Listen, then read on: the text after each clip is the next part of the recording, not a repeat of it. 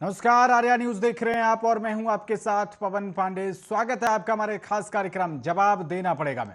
तो कानपुर में प्रधानमंत्री नरेंद्र मोदी की रैली के दौरान कार में हुई तोड़फोड़ का मामला अब तूल पकड़ता जा रहा है। इसको लेकर भारतीय जनता पार्टी ने समाजवादी पार्टी पर बड़ा आरोप लगाया है और भाजपा के राष्ट्रीय प्रवक्ता संबित पात्रा ने दावा किया है कि पीएम की रैली के दौरान कानपुर में हिंदू मुस्लिम का दंगा भड़काने की साजिश रची गई थी।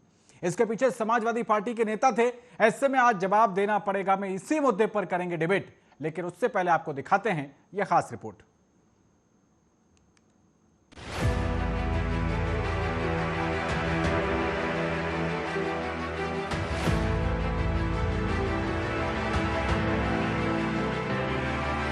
कल का दिन तो आपको याद ही होगा जब प्रधानमंत्री नरेंद्र मोदी कानपुर मेट्रो परियोजना का शुभारंभ करने के लिए गए थे।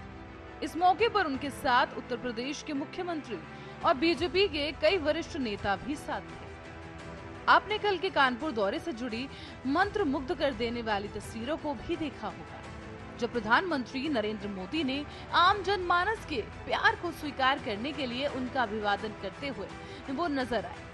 उनके दौरे से जुड़ी बेशुमार तस्वीरों पर लोगों ने खूब प्यार बरसाया था। इस दौरान कानपुर की जनता को संबोधित करते हुए पूर्व की सपा सरकार को भी सवालिया कटघरे में खड़ा किया गया। लेकिन अब इसी बीच पीएम मोदी के कानपुर दौरे को लेकर एक बड़ी खबर सामने आ रही है, और खबर किसी और ने नहीं बल्कि बीजेपी प्रवक्ता संबित पात्रा ने खुद दिल्ली स्थित बीजेपी कार्यालय में प्रेस कॉन्फ्रेंस के दौरान दी है। उन्होंने सपा पर आरोप लगाते हुए कहा कि पीएम मोदी के कानपुर दौरे के दौरान इन सपाइयों ने दंगा करने का प्लान बना लिया था। इन लोगों ने हिंदू मुस्लिम दंगा करने की पूरी योजना तैयार कर उसे क्रियान्वित करने की पूरी रूपरेखा तैयार कर ली थी, और ये लोग उसे जीवंत करने के लिए जा रहे थे। पात्रा ने आज दिल्ली में प्रेस कॉन्फ्रेंस करते हुए कहा कि कल कानपुर में हुए घटनाक्रम को लेकर अखबारों ने समाजवादी पार्टी पर गंभीर टिप्पणियां की हैं। समाजवादी पार्टी ने किस प्रकार से प्रधानमंत्री मोदी की उस रैली को खत्म करने की साजिश रची थी। समाजवादी पार्टी ने रैली और पूरे शहर में दंगा भड़काने की कोशिश की ताकि प्रधानमंत्री की रैली पर उसका असर पड़ सके। पात्रा ने आगे कहा कि प्रधानमंत्री ने जब रैली को संबोधित करना शुरू किया, उससे ठीक पहले सोशल मीडिया पर एक वीडियो वायरल हुआ। इसमें भाजपा और प्रधानमंत्री का पोस्टर लगी कार को लाल टोपी पहने कुछ लोग बीच चौराहे तोड़ रहे थे। उस कार में आग लगाने की कोशिश भी हुई। इसके पीछे की सच्चाई बहुत गंभीर है। ये घटना नौबस्ता हमीरपुर रोड पर स्थित बम्बा चौराहे की। ये क्षेत्र मुस्लिम बहुल्य है। वहाँ इस प्रकार से गुंडई करके समाजवादी पार्टी चाहती थी कि यहाँ हिंदू मुस्लिम के दंगे हो। सपा नेताओं की चाल थी कि ये वीडियो देखकर भाजपा के समर्थक और कार्यकर्ता मारपीट करने लगेंगे, लेकिन ऐसा नहीं हुआ। भाजपा के शांति प्रिय कार्यकर्ताओं ने सपा के सारे मंसूबों को फेल कर दिया। इस दौरान पात्रा ने 3 बड़े दावे किए। दावा नंबर 1, कार में तोड़फोड़ के दौरान मौके पर समाजवादी छात्र सभा का राष्ट्रीय सचिव सचिन केसरवानी मौजूद था। जिस क्षेत्र में यह घटना हुई वो मुस्लिम बहुल्य है। दावा नंबर 2 कि पीएम मोदी और भाजपा का पोस्टर लगी जिस कार में तोड़फोड़ की जा रही थी वो भी समाजवादी छात्र सभा के नेता अंकुर पटेल की थी। उसमें भाजपा का दिखाने के लिए पोस्टर लगाया गया था। दावा नंबर 3, कार में तोड़फोड़ दिखाकर समाजवादी छात्र सभा के नेता भाजपा कार्यकर्ता और आम लोगों को भड़काना चाहते थे। इसी नियत से इसका वीडियो बनाकर वायरल किया गया ताकि प्रधानमंत्री की रैली और कानपुर में दंगा भड़काया जा सके।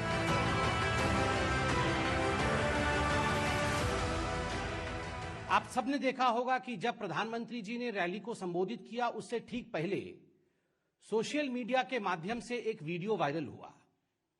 उस वीडियो में आप देख सकते हैं भारतीय जनता पार्टी की एक गाड़ी थी, एक कार थी जिसमें भारतीय जनता पार्टी के पोस्टर लगे हुए थे। उसमें कुछ स्टिकर्स कमल के लगे हुए थे और माननीय प्रधानमंत्री जी का भी एक पोस्टर गाड़ी के पीछे लगा हुआ था। भाजपा की गाड़ी के रूप में उस गाड़ी को सजाया गया था और बीच चौराहे में गाड़ी को रोक करके लाल टोपी पहने सपा के कार्यकर्ता उस गाड़ी को तोड़ रहे थे। उस गाड़ी की खिड़कियों को तोड़ दिया और उसकी आगजनी करने की कोशिश की गई। नौबस्ता हमीरपुर रोड कानपुर में और उसके बीच में स्थित बंबा चौराहा का यह वीडियो है जिसमें गाड़ी पकड़ा गया है, गाड़ी को जलाने की कोशिश की गई है, गाड़ी को तोड़ी गई है। और जो लोग ये तोड़फोड़ कर रहे थे इस गाड़ी के साथ, वो सपा छात्र सभा के राष्ट्रीय सचिव भी वहां मौजूद थे। सपा का, समाजवादी पार्टी की जो छात्र सभा है, स्टूडेंट्स विंग है, उस छात्र सभा के जो सचिव है, सेक्रेटरी हैं, जिनका नाम अखबारों ने सचिन केसरवानी के रूप में लिखा है, वो उस वीडियो में मौजूद थे। ये पुलिस ने पता लगाया है। तो सपा के कार्यकर्ताओं ने गाड़ी तोड़ा। बाद में जब सीसीटीवी फुटेज के माध्यम से और पुलिस लगा करके जांच की गई तो मालूम पड़ा कि दरअसल ये जो गाड़ी थी, ये भारतीय जनता पार्टी के किसी कार्यकर्ता की गाड़ी नहीं थी। ये गाड़ी भी समाजवादी पार्टी के ही कार्यकर्ता की गाड़ी थी। ये गाड़ी समाजवादी पार्टी के छात्र सभा के दूसरे नेता, जिनका नाम अंकुर पटेल है, ये उनकी गाड़ी थी। छात्रों ने आगे बताया है कि कल प्रधानमंत्री मोदी की बात सही हो गई, जिसमें उन्होंने कहा था कि लाल टोपी यानी खतरे की निशानी। छात्रों ने आगे कहा कि ये काम गुंडा राज वाले ही करते हैं। समाजवादी पार्टी के गुंडे अपने खौफ को दिखाने के लिए इस तरह की घटनाओं को अंजाम देते हैं। ये अपनी मौजूदगी दिखाने की कोशिश कर रहे हैं। Special desk Aryan.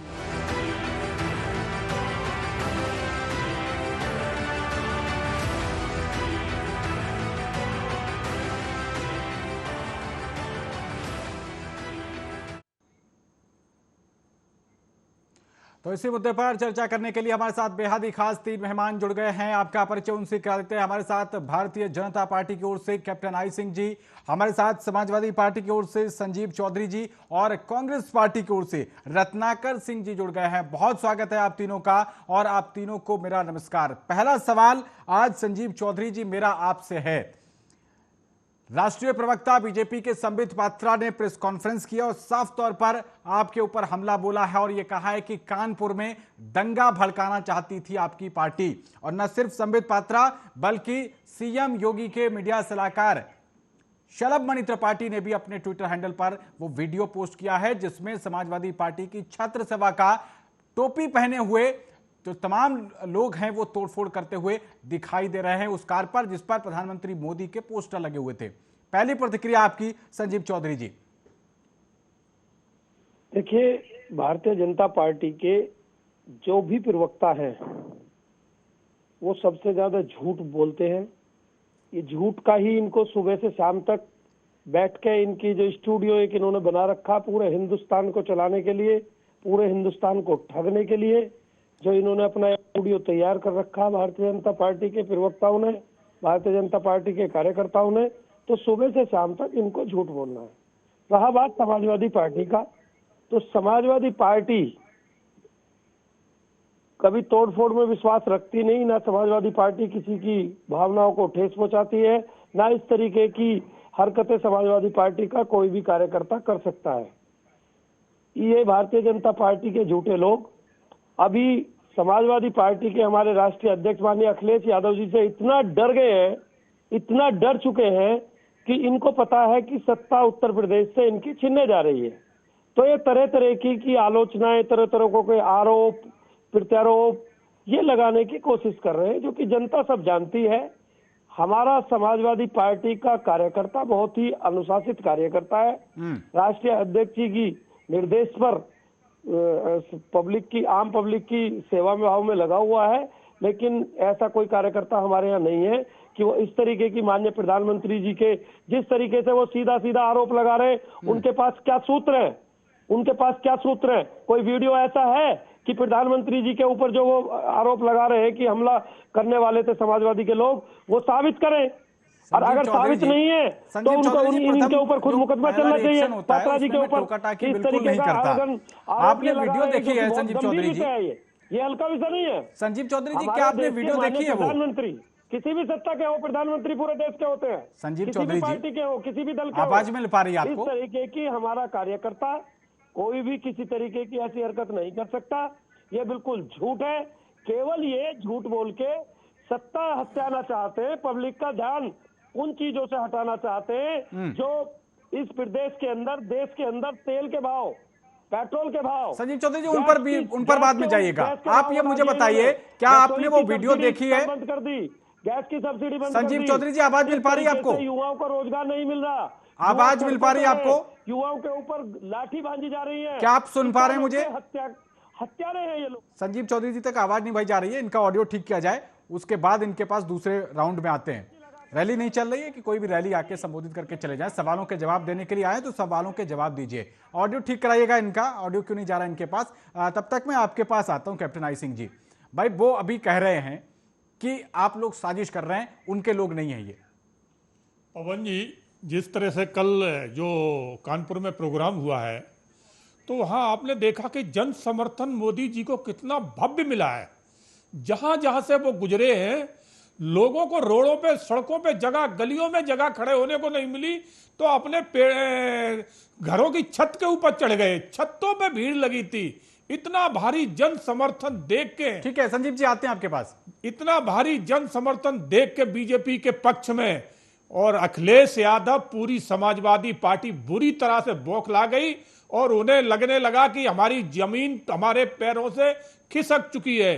इसी को देखते हुए षड्यंत्र इन्होंने रचा। और आपने देखा होगा कि ये इनके षड्यंत्र अब नए नहीं है, इससे पहले भी करते रहे हैं। इन्होंने जो मुजफ्फरपुर नगर जो हिंदू मुस्लिम झगड़ा कराया था, ये अखिलेश सरकार में ही हुआ था। तो इन चीजों में समाजवादी नेता, समाजवादी कार्यकर्ता और समाजवादी पूरी पार्टी इन कार्यों में बहुत ही माहिर है, जातिगत दंगे कराने में। तो कल इनकी यही एक बहुत बड़ी सोच थी कि इस तरह की हम वीडियो पोस्ट करेंगे, दंगा की गाड़ी, बीजेपी की गाड़ी तोड़ी जा रही है तो बीजेपी के कार्यकर्ता तुरंत इस बौखला के और अटैक करेंगे। मगर बीजेपी का कार्यकर्ता और नेता इतना समझदार है, इतना जो है ना अनुशासन ही उसमें रहने वाला है, अनुशासनहीनता नहीं दिखाता है, अनुशासन के अंदर रहने वाला है। तो वो ही कल जो है ना हमारे बीजेपी के कार्यकर्ताओं ने कल साबित कर दिया कि हम अनुशासन में रहने वाले हैं, अनुशासनहीनता वाले नहीं हैं। आप कितने भी षड्यंत्र रच लें, कितने भी षड्यंत्र कर लें, आप उत्तर प्रदेश में अब कामयाब होने वाले नहीं है। जनता आपकी बिल्कुल नीयत को समझ चुकी है और जनता आपके पूरे कुशासन को पहले 5 साल झेल चुकी है। ओके, आप समाजवादी पार्टी के ठीक है संजीव चौधरी जी, अब आप सुन पा रहे हैं मुझे? संजीव चौधरी जी, क्या आप मुझे सुन पा रहे हैं? संजीव चौधरी जी, सुन पा रहे हैं आप मुझे? सिंह साहब, अभी भी समय है, इन झूठे लोगों से दूर हो जाइए।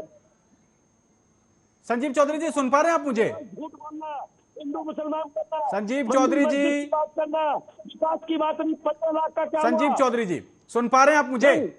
आवाज मिल रही मेरी आपको? क्या करेंगे जब मेरा समय दे दिया आपने? अरे भाई, आवाज मिल रही है आपको मेरी कि नहीं? मुझे पीसीआर से बताया जा रहा है कि आपको आवाज पहुंच रही है। आपकी आवाज आप पहुंच रही है, लेकिन मेरी आपने सिंह साहब बीच में बोल पड़े, इनको बंद क्यों नहीं किया? अरे सर, आपकी आवाज ही नहीं आ रही थी, मैं तो आपसे ही सवाल लेने को था। अब आप मेरा सवाल सुन लीजिए, उसके बाद 2 मिनट तक आप ही बोलिएगा। मेरा सवाल सुन लीजिए। मेरा सवाल आपसे यह है कि बीजेपी ये कह रही है कि कानपुर में समाजवादी पार्टी दंगे भड़काना चाहती थी। आपने उस पर यह बात कही कि आपके लोग ये नहीं थे। भाई, समाजवादी पार्टी की छात्र सभा का कोई भी टोपी लगा के पहुंच जाएगा, तोड़फोड़ कर देगा जाके, जिम्मेदारी आपकी होगी या प्रधानमंत्री मोदी जी की जिम्मेदारी होगी? आपने वो वीडियो देखा होगा ना? देखिए, ये समाजवादी पार्टी बिल्कुल इस तरीके की समाजवादी पार्टी का कार्यकर्ता बहुत ही अनुशासित है। ये भारतीय जनता पार्टी के लोग ये कुछ भी कर सकते हैं, केवल सत्ता हटाने के लिए ये कोई भी षड्यंत्र, कुछ भी, क्योंकि ये इस टाइम पूरी की पूरी ब्रिगेड, अभी तो और लोग आएंगे, जैसे कि हमारे राष्ट्रीय अध्यक्ष जी से डरेंगे, माननीय राष्ट्रीय अध्यक्ष अखिलेश यादव जी से डरेंगे, ये भी तमाम फौज उतारने वाले हैं अपने उत्तर प्रदेश के अंदर। प्रधानमंत्री जी, शिक्षा मंत्री जी, तमाम तरह के मंत्री, प्रशासन, असला, पता नहीं है क्या क्या करेंगे। लेकिन उत्तर प्रदेश की जनता, ये भोली भाली जनता जो इन्होंने ठगी थी, 2017 में ठगी, वो हमारे प्रदेश की जनता, भोली वाली जनता समझ चुकी है। युवा, सबसे ज्यादा युवाओं को इन्होंने बेरोजगार किया है। आज तक एक नौकरी नहीं दी। नौकरी के मुद्दे पर मैं आऊंगा संजीव चौधरी जी, नौकरी के मुद्दे पर भी आएंगे, लेकिन आप ये कह रहे हैं कि बीजेपी की साजिश है। वो जो कार पकड़ी गई है वो समाजवादी पार्टी के नेता के नाम पर रजिस्टर्ड है, जो वहां पर लोग गिरफ्तार हुए हैं, हिरासत में लिए गए हैं, वो समाजवादी पार्टी के कार्यकर्ता हैं। बीजेपी ने उनको पहले ही प्लान करके आपकी पार्टी की पर्ची कटवा दी थी क्या? देखिए, सुबह से शाम तक हमने कहा, सुबह से शाम तक केवल झूठ बोलने की किताब इन भारतीय जनता पार्टी के प्रवक्ताओं को सिखाई जाती है और इनके कार्यकर्ताओं को सिखाई जाती है।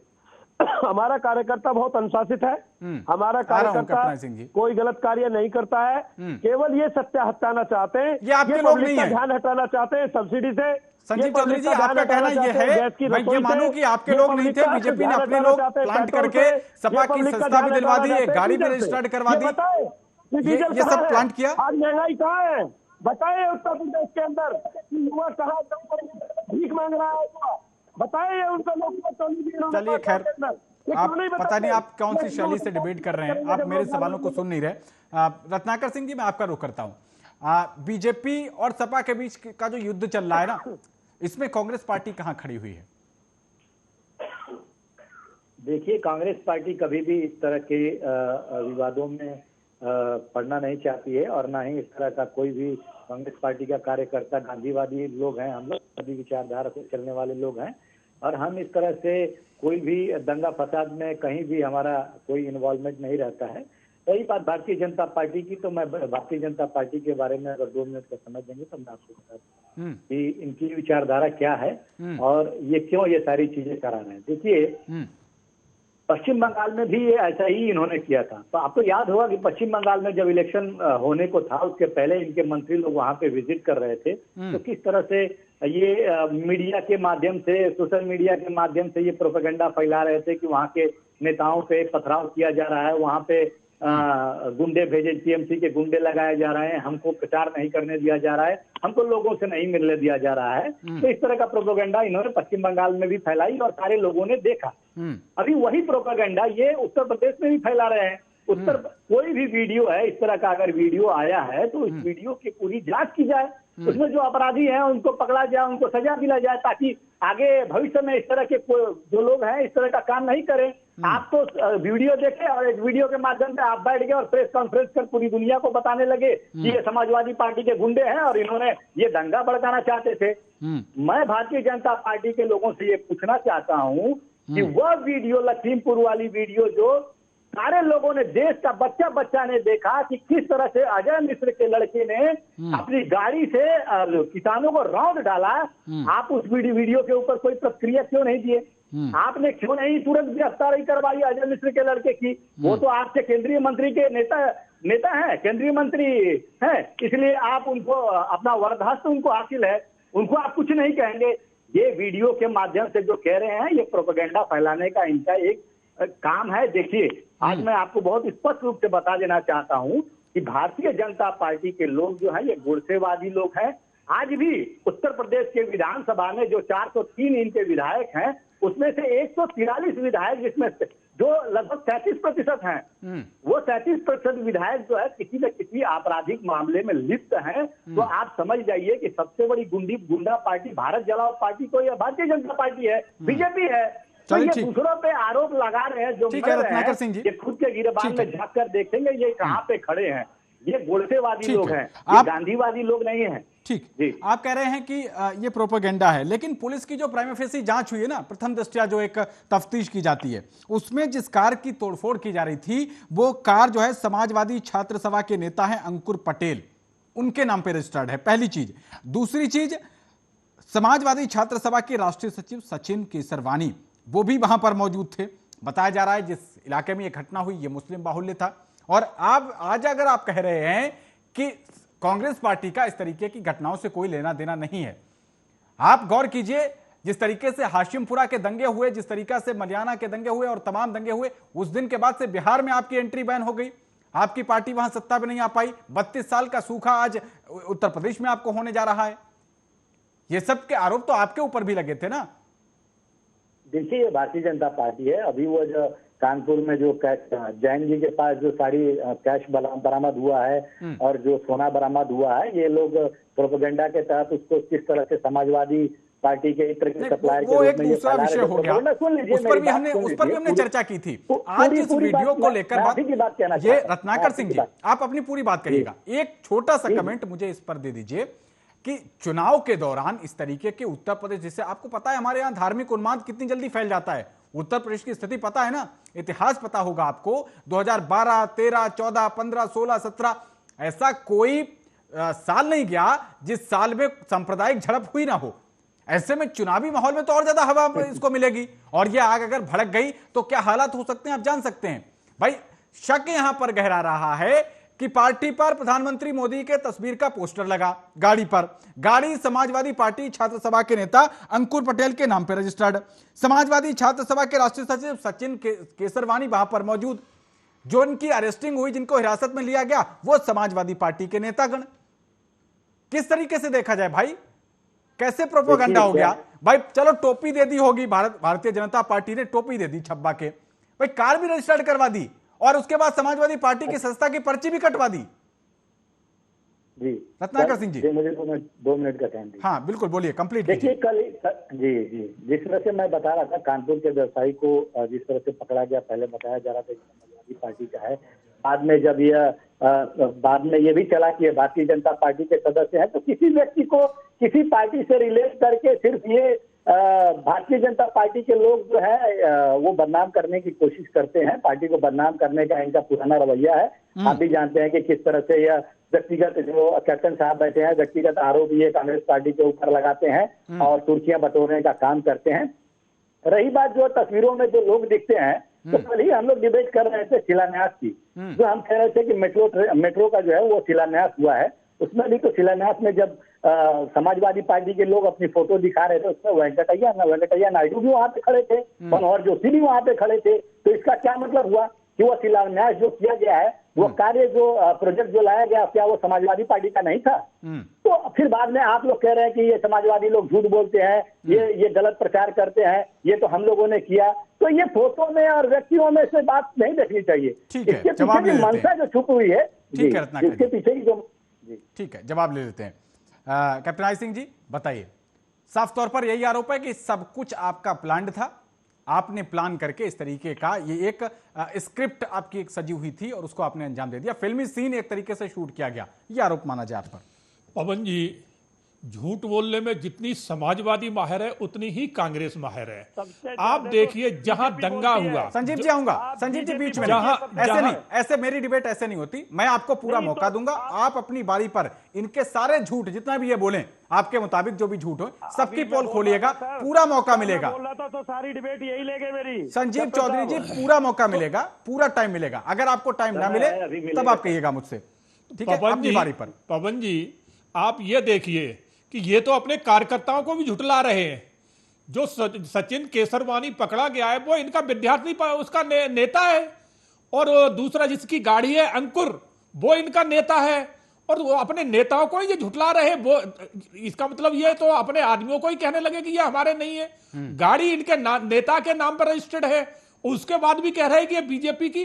तो ये कितना झूठ बोलेंगे? झूठ बोलने की समाजवादी और कांग्रेस की कोई सीमा नहीं रही है। ये झूठ के अलावा और कुछ बोलते ही नहीं है, क्योंकि आज इनके पास कहने के लिए कुछ बचा नहीं है। इन्होंने पिछले बार में जो है ना सबसे ज्यादा सरकार उत्तर प्रदेश में कांग्रेस ने दी, तो स्थिति आज इनकी हो गई कि लोग इनको वहां देखना नहीं चाहते हैं। और 4 बार शासन जो है ना वहां समाजवादी ने किया है, तो समाजवादी का जिस तरह से वहां गुंडा तंत्र हावी रहा है, बालू माफी मार रहा है, भूमाफिया वहां हावी रहा है, तो बलात्कार वहां हावी रहे, तो आज जनता इनको भी नकार चुकी है। अब ये झूठ का और जातिगत दंगों का सहारा पकड़ रहे हैं।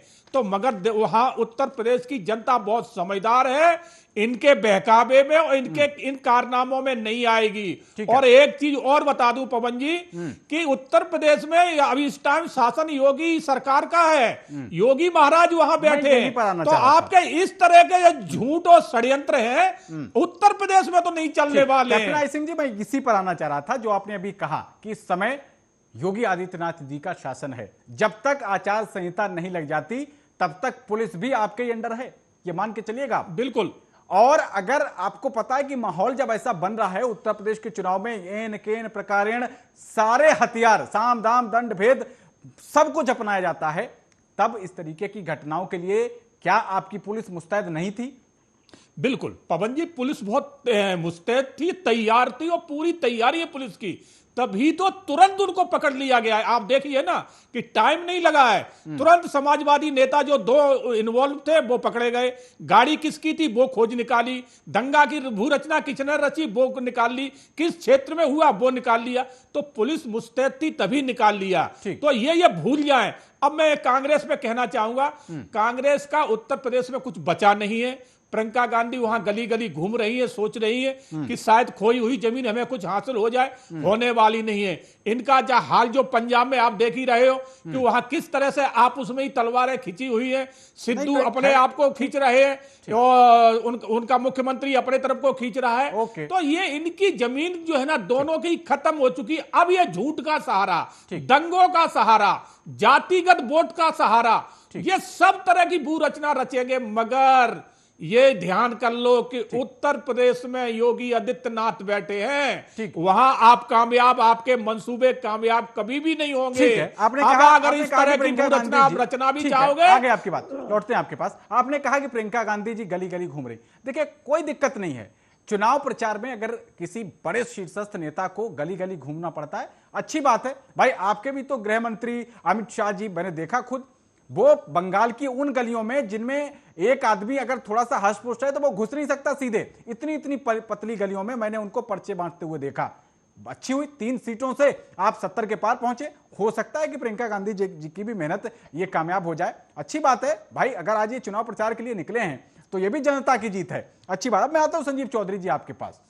चलिए ठीक है, आप कह रहे हैं कि बीजेपी ने ये प्लान कर दिया और प्लान करके पूरी स्क्रिप्ट रखकर ये एक तरीके से फिल्म की इन्होंने शूटिंग कर दी, ठीक है।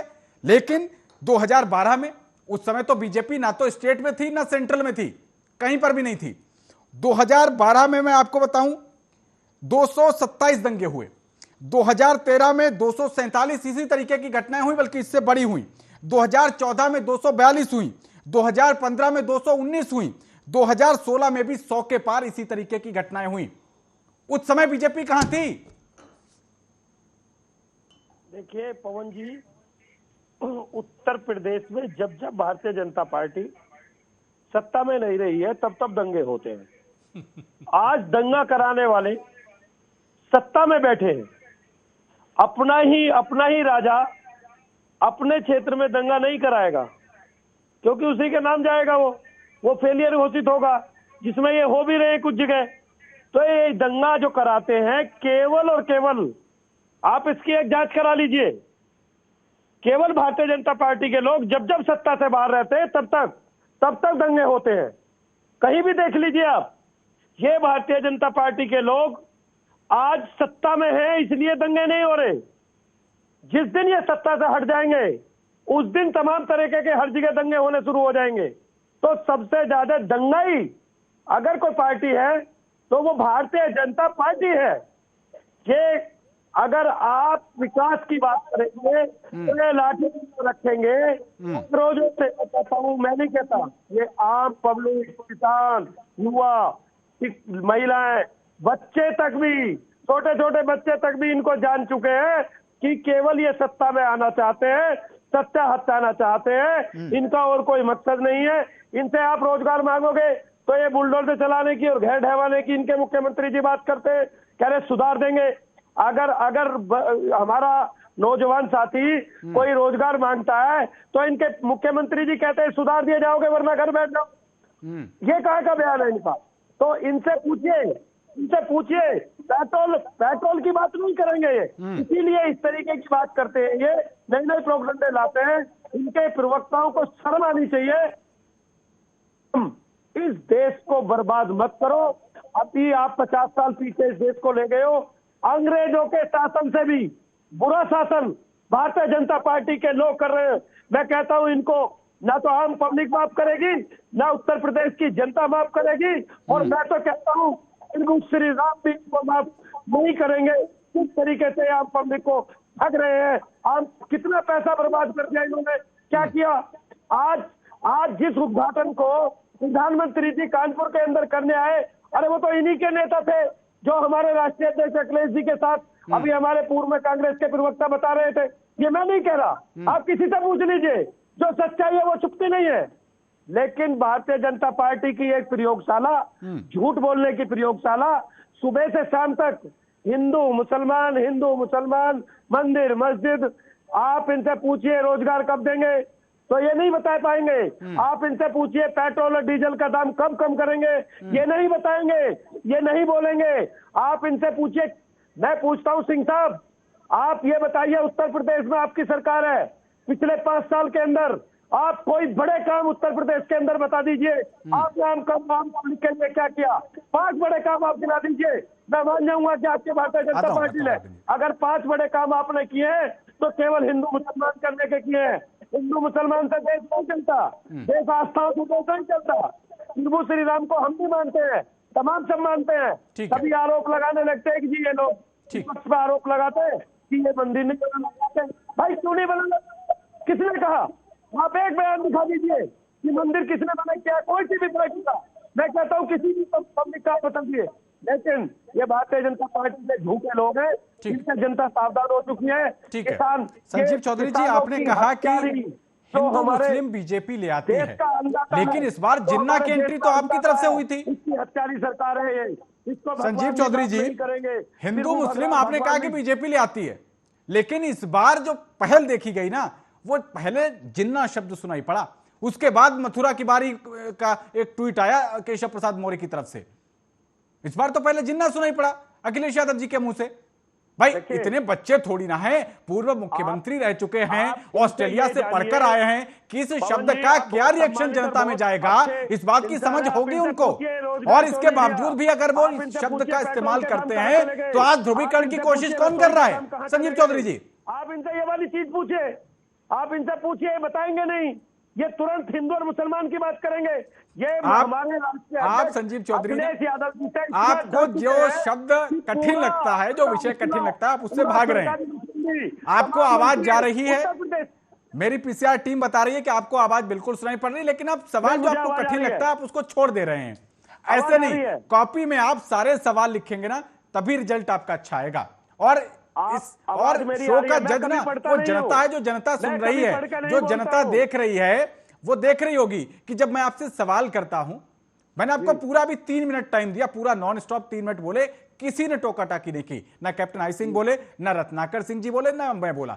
3 मिनट आप धारा प्रवाह बोले, किसी ने कोई डिस्टर्बेंस नहीं किया। उसके बाद आपने कहा कि बीजेपी की तरफ से धार्मिक तुष्टीकरण की बात की जाती है, हिंदू मुस्लिम लाया जाता है। मैं आपसे पूछ रहा हूं, पूर्व मुख्यमंत्री रहे हैं अखिलेश यादव जी, उनके पिताजी मुख्यमंत्री रहे हैं, वो ऑस्ट्रेलिया से पढ़कर आए हैं, विद्वान व्यक्ति हैं, और इसके बावजूद भी उनको नहीं पता था, जो सरकार चला चुके हैं, कि जिन्ना शब्द का हम इस्तेमाल करेंगे तो इस शब्द का किस कम्युनिटी में कैसा असर जाएगा, बिल्कुल पता था। और इसके बावजूद भी अगर इस शब्द का इस्तेमाल किया जाता है तो इसको धार्मिक रंग क्यों ना दिया जाए? संजीव चौधरी जी, देखिए, भारतीय जनता पार्टी के तो सुबह से शाम तक केवल यही दिमाग लगाते रहते हैं, किस तरीके से हिंदू मुसलमान करके उत्तर प्रदेश में राज किया जाए, किस तरीके से इन भोली वाली जनता को बहकाया जाए। अच्छा, जिन्ना क्यों बोला गया? उत्तर प्रदेश की जनता, ये भारतीय जनता पार्टी, ठीक है, किसान, सारे गलत कर्म इन्होंने कर दिए, आपने जिन्ना काहे बोल दिया जी? आपके राष्ट्रीय अध्यक्ष ने जिन्ना काहे बोल दिया? भाई बीजेपी में 100 खताएं हैं, आप पक्के, आप दूध के धुले हैं, जिन्ना शब्द काहे ले आए, क्या जरूरत थी? हम बता तो रहे हैं कि ये पूरे राष्ट्रीय अध्यक्ष जी से ये घबरा चुके हैं, अखिलेश यादव जी से कांप रहे, थर-थर हैं, उनकी रैलियों को डेली। ठीक है संजीव चौधरी जी, जनता डिसाइड कर लेगी कि आपके जवाब से कितना संतुष्ट है जनता नहीं है। ठीक है, रत्नाकर सिंह जी, आप क्योंकि सत्ता में नहीं है तो आपसे इस तरीके के मामले पूछने का हक भी नहीं है कि आपसे हम पूछें कि कानून व्यवस्था क्या कैसा क्या है। लेकिन आज बात की जा रही है, हिंदू के ऊपर बात की जा रही है, समाजवादी पार्टी भी आरोप लगा रही है। आज असदुद्दीन ओवैसी ने एक आरोप और लगाया है कि जहां पर वो एक स्वामी जी आए थे महाराष्ट्र से, कालीचरण जी, महाराष्ट्र में आपकी सरकार, छत्तीसगढ़ में आकर वो एक तरीके की राष्ट्रपिता को गाली देकर चले गए, वहां भी आपकी सरकार। जब उनकी रवानगी हो गई उसके बाद पुलिस जैसे कहावत है ना, गांव देहात में बोलते हैं, सांप चला गया लकीर तब पीट रहे हैं। अरे भाई उसी समय उसको अरेस्ट कर लेना चाहिए था, इतना बड़ा प्रोग्राम था, पुलिस व्यवस्था वहां पर होगी ना, राष्ट्रपिता को गाली पड़ी तुरंत उसको पकड़ना चाहिए था। अब उसको गिरफ्तार नहीं कर पा रही आपकी पुलिस। रत्नाकर सिंह जी। जी जी जी, देखिए पवन जी, जो धर्म संसद चल रहा था, ये धर्म संसद का वीडियो जो आया है वो तुरंत नहीं आया है, और ऐसा कोई लाइव वीडियो वहां पे किसी को ऐसा संज्ञान में नहीं आया कि भाई रत्नाकर सिंह जी, ना ये ना चलेगा। वहां पर बीजेपी के लोग भी मौजूद थे, वहां पर कांग्रेस के लोग भी मौजूद थे, वो कार्यक्रम सभी पार्टियों का सामूहिक प्रोग्राम था। मैं कहाँ मना कर रहा हूँ, सामूहिक प्रोग्राम नहीं था। धर्म संसद का मतलब ये है कि विभिन्न जगहों से आए हुए साधु संतों का सम्मेलन है। साधु संतों के साथ राजनीतिक हस्तियां भी शामिल थी, बीजेपी के लोग भी थे, कांग्रेस के भी थे, निर्दलीय भी थे। देखिए, पुलिस तब तक कार्रवाई नहीं करती है जब तक कि उसके पास कोई रिपोर्ट नहीं जाती। ना ना आपको जानकारी है, राष्ट्रपिता को गाली के लिए स्वतः संज्ञान नाम की एक व्यवस्था संविधान में दी गई है। पवन जी, मुझे थोड़ा 2 मिनट का टाइम दीजिएगा, मैं सारी चीजों को बोल दूं तो फिर आप प्रश्न करिएगा, मैं सब जवाब रखूंगा। कंप्लीट कीजिए। ऐसा नहीं है कि नहीं रखा। जी जी हाँ, कंप्लीट कीजिए। देखिए, रही बात धर्म संसद की, तो धर्म संसद में जिस प्रकार कालीचरण ने जो राष्ट्रपिता महात्मा गांधी को गाली देने का काम किया, उसी धर्म संसद में दूसरे संत जो है उन्होंने किस तरह से उस धर्म संसद का त्याग किया, सिर्फ इसलिए क्योंकि जो है कालीचरण ने अपशब्द का प्रयोग किया। तो वहां पे ऐसे लोग भी हैं, हिंदूवादी लोग भी हैं, उन्होंने देखा कि हिंदुत्ववादी जो कट्टर लोग हैं, हिंदुत्ववादी लोग हैं, वो किस तरह से राष्ट्रपिता का अपमान कर रहे हैं, उस राष्ट्रपिता का अपमान कर रहे हैं जिसने अपनी शहादत दी है इस भारत देश के लिए, जिन्होंने अपना पूरा जीवन का त्याग कर दिया इस कारमा को लेकर आगे बढ़ने में और भारत देश को आजादी कराने में। तो वहां पे ऐसे भी लोग हैं। और रही बात जो सरकार की, सरकार ने तुरंत वहां पे केस दर्ज किया और 12 टीमें गठित की। 12 टीमों में 6 टीमें तो छत्तीसगढ़ में थी और 6 टीमें महाराष्ट्र भेजी गई, और उनको ऊपर कार्रवाई करने का काम किसी ने किया है, तो हमारी कांग्रेस सरकार ने अभी खाली किया हाथ है। मैं आपको ये बताना चाहता हूँ, अभी खाली हाथ दूसरी है। बात, उत्तर प्रदेश की योगी पुलिस अगर एक अपराधी कोई नहीं पकड़ पाती है तो आप लोग धरने पर बैठ जाते हो। जी जी, देखा अभी तक गिरफ्तारी नहीं हो पाई। इतना वक्त हो गया, राष्ट्रपिता को गाली देने वाला आज भी खुलेआम घूम रहा है। रत्नाकर सिंह जी, पवन जी मेरी बात थोड़ी और पूरी कर लेने दीजिए। जरा मैं अपने कैप्टन आई सिंह की बातें, कुछ कार्यकर्ता के अनुशासन की बात कर रहे थे, मैं उस पर भी जरा टिप्पणी अपनी देना चाहता हूँ। जरा 2 मिनट दीजिएगा मुझे भी, तो बाकी हमारे साथीगण बहुत लंबा बोले हैं तो मुझे भी जरा हक है 2 मिनट बोलने का। कंप्लीट कीजिए।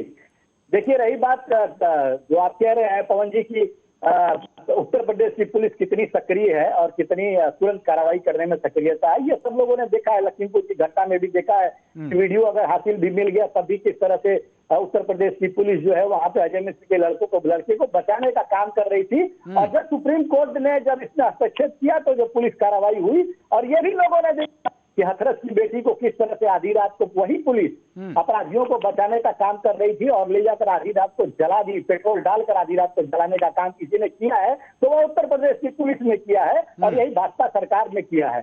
रही बात रत्नाकर जी, एक कॉम्प्लीमेंट्री सवाल है मेरा, ले लूं क्या आपसे? आपकी इजाजत हो तो एक सवाल और पूछ लूं आपसे? पूरी कर लूंगा, तो प्रश्न आएगा तो उसका जवाब ही देता रहूंगा, मेरी बात कहने का मौका नहीं मिलेगा। बिल्कुल, आपसे ही सवाल है और इसी विषय पर सवाल है। आज अगर आप बहुत अच्छा लगता है कि हाथरस की बिटिया की फिक्र हो रही है, बहुत अच्छा लगता है। प्रियंका गांधी जी आज 40% महिलाओं के टिकट की बात कर रही हैं और महिला सशक्तिकरण की बात हो रही है, बहुत अच्छा लग रहा है। आज बिहार की एक खबर पढ़ रहा था मैं, बिहार में एक जिला है, वो जिला मेरे दिमाग से निकल रहा है, आप बताएंगे तो भेज दूंगा। उस जिले की आपकी कमेटी की जो होती है जिला कांग्रेस कमेटी, उसमें महामंत्री पद पर जो व्यक्ति सेवाएं दे रहे हैं नेताजी, उन नेताजी ने के बेटे ने अपनी पहली पत्नी को छोड़ दिया, दूसरी शादी कर ली और जब वो पहले पत्नी बीच में बाधा बनी तो उसको निपटा दिया। अब बताइए, यूपी में लागू होगा लड़की हूं लड़ सकती हूं, बिहार में क्यों नहीं होगा?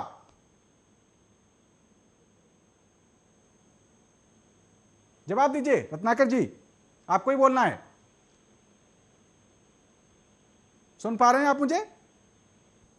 रत्नाकर जी का ऑडियो शायद को दिक्कत हो गया, दुरुस्त कर रहे हैं, फिर आपके पास वापस लौटेंगे। कैप्टन आई सिंह जी, उन्होंने जो तमाम सवाल उठाए वो, और उसके साथ जो मैंने पहले आपसे बात कही, भाई इस तरीके का मामला बिगड़ेगा, सांप्रदायिक ओवैसी जी आए हुए हैं, उनके बारे में आपकी पार्टी कहती है तो सिर्फ आग लगाते रहते हैं। समाजवादी पार्टी के ऊपर भी आपके यही इसी तरीके के आरोप हैं। समाजवादी पार्टी आपसे कह रही, कांग्रेस आपसे कह रही कि आप लोग इसी तरीके की चीजें प्लांट करते हो। भाई अब तो पूरा व्यवस्था चाक चौबंद बिल्कुल मुहाने पा खड़े हैं। अब तो पुलिस को सारा कुछ देखना है और जब तक आचार संहिता नहीं लग जाती तब तक पूरी जिम्मेदारी आपसे ही है। भले ही ये समाजवादी पार्टी के लोगों ने किया, लेकिन पुलिस आपकी ही जिम्मेदार मानी जाएगी। आईपी सिंह जी। बिल्कुल पवन जी, जिस तरह से ये प्लानिंग करी और पुलिस हमारी मुस्तैद थी, तुरंत जो है ना षड्यंत्रकारी पकड़े गए और षड्यंत्र रचयिता भी सामने आ गए और जिसकी गाड़ी थी वो भी आ गई थी। तो ये हमारी पुलिस मुस्तैद थी तभी हुआ। अभी हमारे छोटे भाई संजीव चौधरी जी कह रहे थे कि जब जब बीजेपी सत्ता से बाहर रहती है तो वहां दंगे होते हैं। तो इसका मतलब आप कानून में सक्षम नहीं हो, दंगा रोकने में आप सक्षम नहीं हो, तो आपको सत्ता में आना ही नहीं चाहिए। जब आपके कार्यकाल में हर साल में 150, 200, 250 दंगे हुए हैं और शासन आपका था, समाजवादी सरकार थी वहां पर, और दंगे इतने मात्रा में हुए और योगी आदित्यनाथ की 5 साल की सरकार में एक दंगा नहीं हुआ, तो इसका मतलब आप सरकार चलाने की योग्य हो ही नहीं, आपको सरकार में आना ही नहीं चाहिए। जब आप दंगे रोक नहीं सकते हो तो आप आने के लिए क्यों कोशिश कर रहे हो? फिर हम अगर स्वच्छ शासन दे रहे हैं, हमने एक दंगा भी नहीं होने दिया है, तो इससे अच्छा, हमसे अच्छा तो फिर कोई हो ही नहीं सकता। तो इसलिए आप बेकार कोशिश कर रहे हो, क्योंकि फिर आप आओगे और फिर आपके शासन में दंगे होंगे, दंगे आप रोक नहीं पाओगे।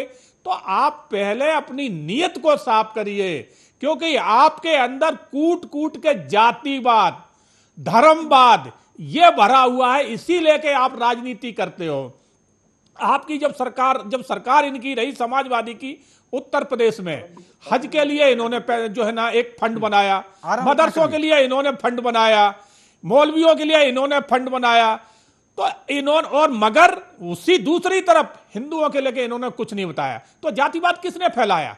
आज हमारी सरकार में जो भी सुविधाएं मिल रही, जो भी योजना बढ़ रही हैं, जितनी मुसलमान को है उतनी हिंदू को है। इसलिए हमारे नेता का, नरेंद्र भाई मोदी का, देश के प्रधानमंत्री का एक ही नारा है, सबका साथ, सबका विकास और सबका विश्वास।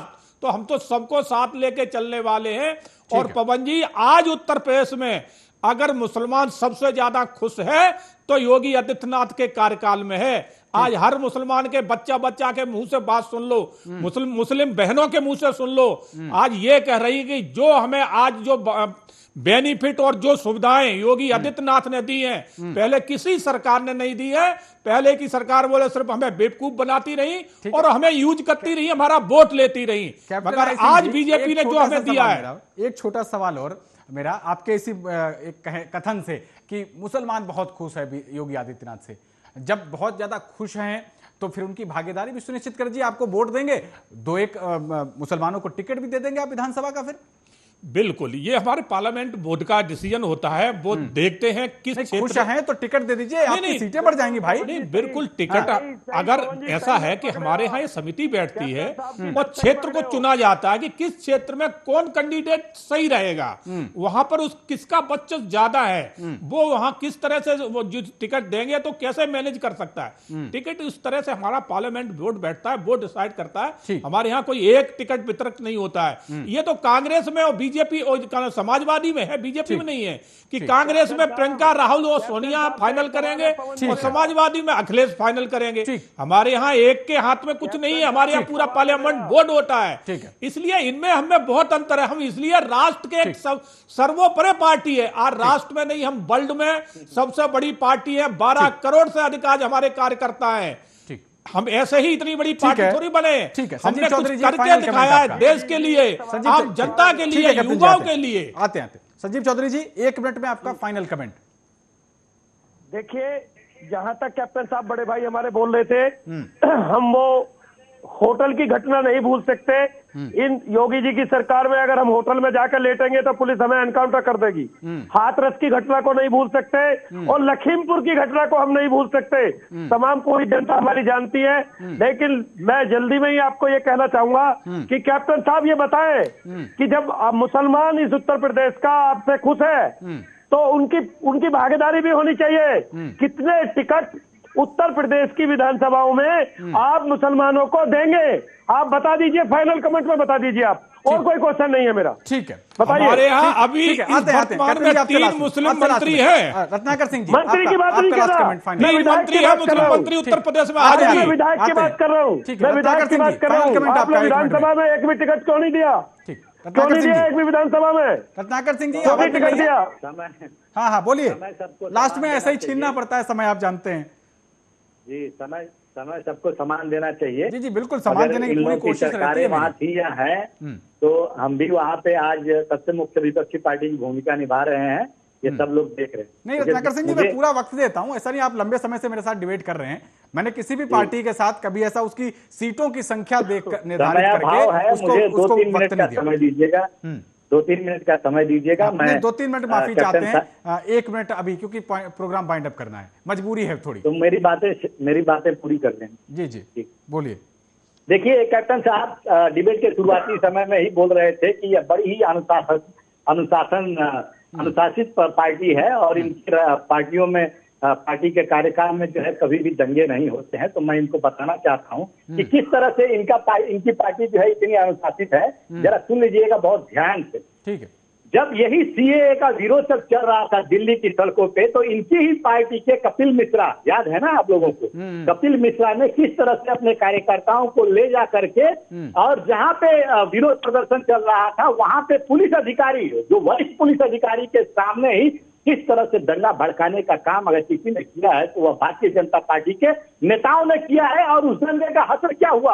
उस दंगे में इन्होंने 53 मौतें हुई। तो यह किसके पार्टी के नेता थे जो दंगा भड़का रहे थे? ये दूसरे के ऊपर आरोप लगा रहे हैं। मैं दूसरा उदाहरण देना चाहता हूं। जब दिल्ली विधानसभा का चुनाव हो रहा था तो उस समय इनके केंद्रीय मंत्री अनुराग ठाकुर क्या कह रहे थे? खुले मंच से कह रहे थे कि देश के गद्दारों को गोली मारो, सालों को। तो ये कौन है जो इस तरह से दंगा भड़काने का काम कर रहे हैं? ये कौन लोग हैं जो लोगों को आपस में लड़ाने का काम कर रहे हैं? ये सबने देखा है। आज आपको दूसरी चीज और भी बता दूं, एक और चीज बता देता हूं कि भारतीय जनता पार्टी के लोग अपराधियों को टिकट देने का काम करते हैं। आपने देखा होगा कि 2008 में मालेगांव में किस तरह से जो है विस्फोट हुआ था, जिसमें 6 व्यक्तियों की मौत हुई थी और 100 लोगों से ज्यादा घायल हुए थे। उसमें प्रज्ञा ठाकुर को इन्होंने अपने मालेगांव वाले सब्जेक्ट पे मैं डिबेट लेके आऊंगा बहुत जल्दी, क्योंकि अभी हाल ही में एक बयान सामने आया है। आऊंगा रत्नाकर जी, अब रुकना पड़ेगा, थोड़ी मजबूरी है। ठीक, एक सेकंड पवन जी जिस तरह से हमारे मित्र रत्नाकर जी कह रहे हैं, शायद इनको याद नहीं है, जैसे ही हमारा दूसरा कार्यकाल प्रधानमंत्री नरेंद्र मोदी का शुरू हुआ, माननीय मोदी जी ने दूसरे काल में आते ही ताबड़तोड़ जो है ना देश हित में फैसले लेना शुरू हुए।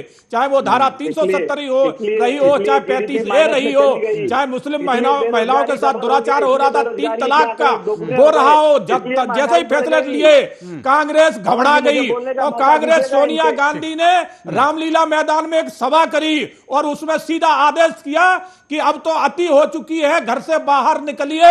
और दूसरे दिन शाहीन बाग इन्होंने बैठा दिया। तो शाहीन बाग का दंगा इनका प्रायोजित था और वो दंगा कांग्रेस ने कराया था। वक्त इतनी ज्यादा दे रहा है, माफी के साथ आप सभी को रोकना पड़ रहा है। कैप्टन आई सिंह जी, रत्नाकर सिंह जी और संजीव चौधरी जी, आप तीनों का बहुत शुक्रिया न्यूज पर इस डिबेट में शामिल होने के लिए। लेकिन अभी बात कह रहे थे हमारे सपा के मित्र कि वो हाथरस नहीं भूल सकते, वो लखीमपुर नहीं भूल सकते। भूलना उनको बदायूं कांड भी नहीं चाहिए, जहां पर रेप के बाद 2 लड़कियों को लटका दिया गया था। भूलना उनको बुलंदशहर कांड भी नहीं चाहिए, जहां पर हाईवे के ऊपर पूरे परिवार की मौजूदगी में जघन्य बलात्कार किया गया था। आत्मा रोती है, उसको कवर करने के लिए मैं पर्सनली पहुंचा था वहां पर। यह सब बहुत पीड़ाजनक है और ये सब मुद्दे अब पार्टियों के अपने मैनिफेस्टो में भी होने चाहिए। स्वच्छ कानून व्यवस्था, भयमुक्त समाज, ये आज की जिम्मेदारी है सभी पार्टियों की और इस पर सभी को सोचना चाहिए। आज अगर प्रियंका गांधी जी लड़की हूं लड़ सकती हूं का नारा देके महिला सशक्तिकरण की बात कर रही हैं, तो उनको भी अपने सभी प्रदेशों में समान नेताओं पर समान कार्रवाई करनी चाहिए। तब शायद जाके जनता को और ज्यादा विश्वास होगा। इस प्रोग्राम में इतना ही। देश और दुनिया की तमाम अहम खबरों के लिए बने रहिए आर्या न्यूज के साथ। नमस्कार।